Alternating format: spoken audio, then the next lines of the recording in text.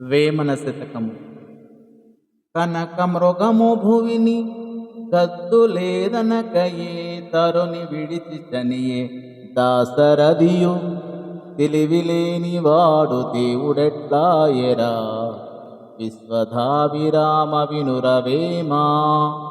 కనక మృగము భువిని గద్దు లేదనకయే తరుని విడిచి చనియే దాసరథియు తెలివిలేని వాడు దేవుడెట్లాయరా విశ్వధాభిరామ వినురవేమా.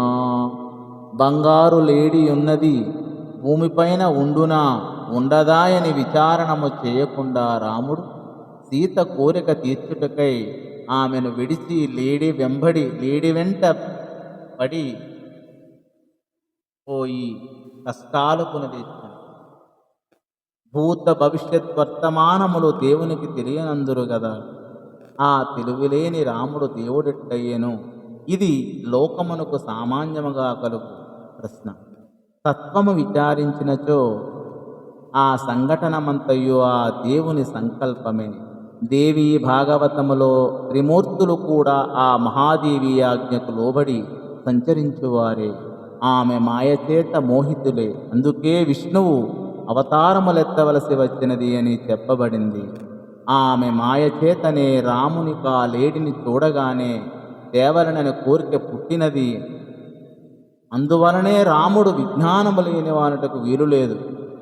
అవునా, ఈ విధముగా కనకమృగము గురించి అద్భుతంగా వర్ణించారు వేమన గారు. తదుపరి పద్యం చూద్దాం.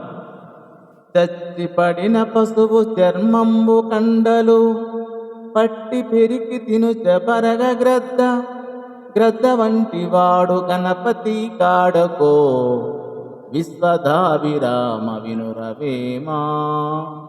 చచ్చిపడిన పసుపు చర్మంబు కండలు పట్టి పెరికి తినును బరగ గ్రద్ద వంటి వాడు గణపతి కాడుకో విశ్వధాభిరామ వినురవేమా.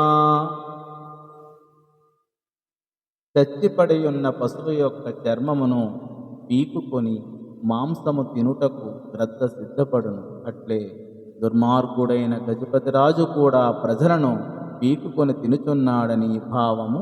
ధన్యవాదము.